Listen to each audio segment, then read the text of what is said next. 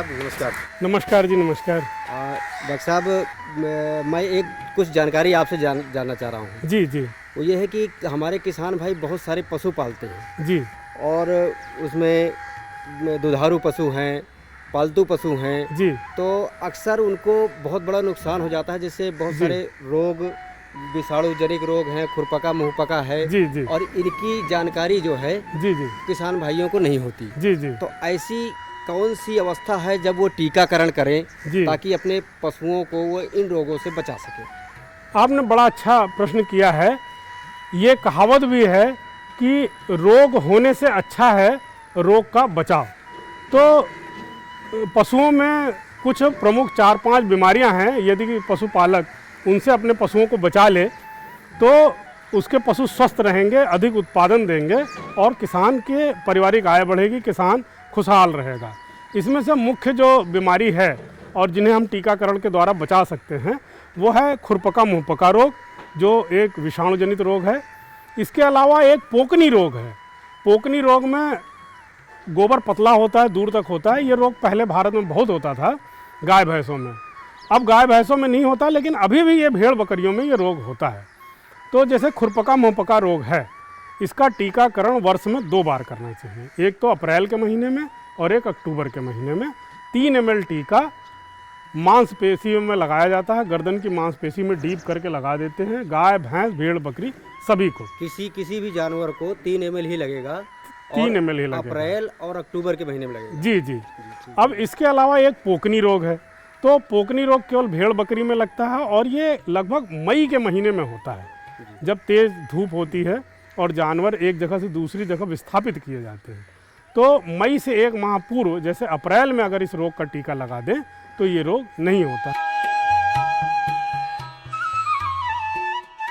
इस रोग में तेज बुखार होता है, मुंह से लार आता है। पहले दिन जानवर चारा छोड़ देता है, दूसरे दिन वो लार की जगह झाग मुंह से गिरने लगता है, बुखार बना रहता है। यदि मुंह खोल के देखें तो उसमें छाले दिखाई देते हैं। ये रोग 4-5 दिन बाद ठीक हो जाता है जब हम उसका उपचार करते हैं। उपचार में फिटकरी से या कैमेनोफोर से के पानी से धोते हैं, या नीम की पत्ती के पानी से धोते हैं, या बबूल की छाल से धोते हैं, या फिटकरी के घोल से जो घाव हुए हैं उन्हें धोते हैं।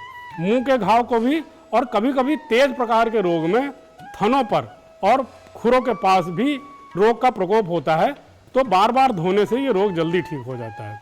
अब इस रोग से प्रभावित जानवर कुछ तो मर भी जाते हैं, बच्चे तो मर ही जाते हैं जो 1 महीने से छोटे के होते हैं, लेकिन जो बड़े जानवर एक बार प्रभावित हो जाते हैं तो जीवन भर दूध नहीं देते, दूध कम देते हैं, और फिर उसके बाद उनको गाभिन करने में भी बड़ी कठिनाई होती है।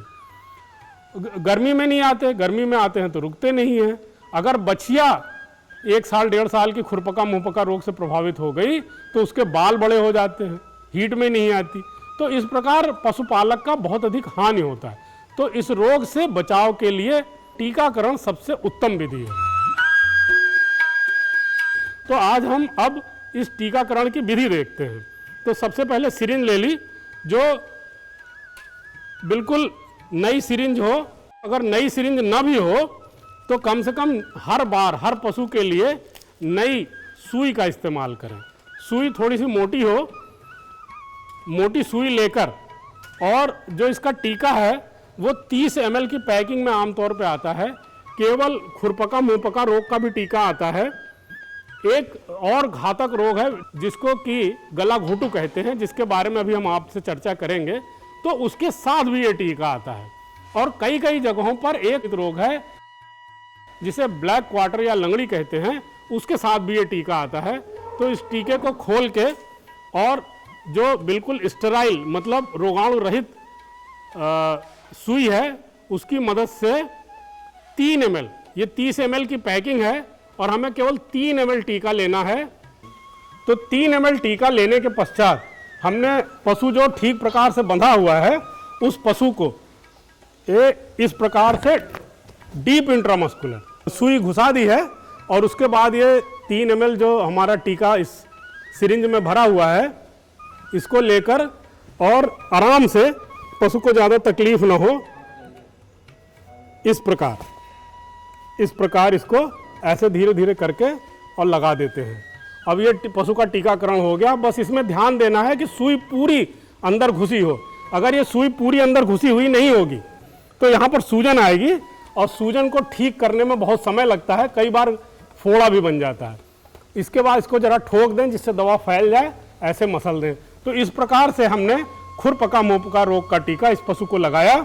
अब ये पशु कम से कम 6 महीने खुरपका मुंहपका रोग से प्रभावित नहीं होगा। इस टीके में खुरपका मुंहपका रोग और गला घोटू रोग दोनों के ही लिए प्रतिरोधी तत्व मौजूद था।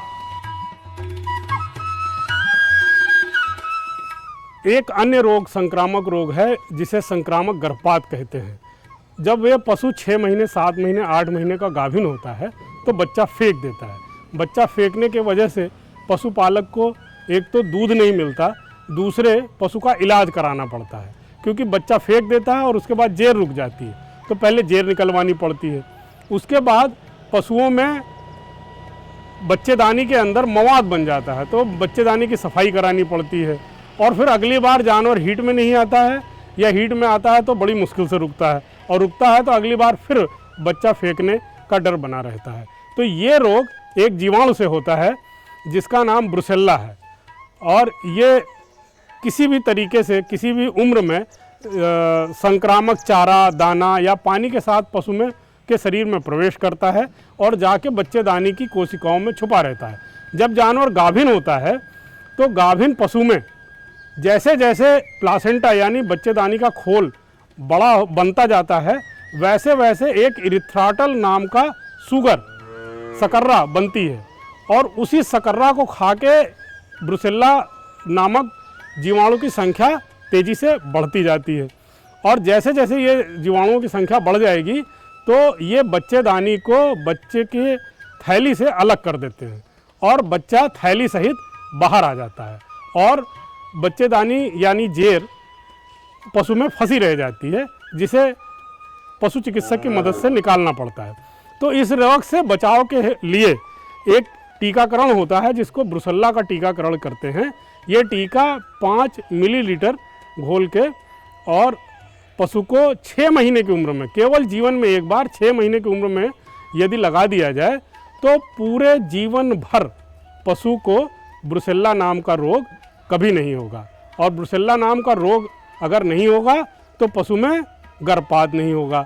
गर्भपात नहीं होगा तो पशु का दूध अच्छा होगा, भरपूर उत्पादन मिलेगा और किसान खुशहाल होंगे। तो इस टीकाकरण को लगाने के लिए एक नई सिरिंज बिल्कुल साफ लिया जाए जिसमें कि कोई संक्रमण न हो, और उसके पश्चात नई ये सुई लेकर इसमें 2 तरह का है, एक तो घोल है घोलने के लिए ये है, और ये असली दवा है।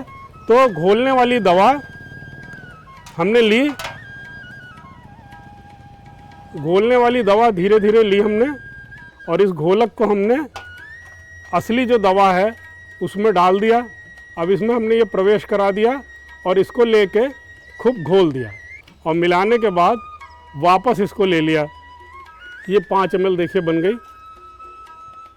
5 ml दवा लेकर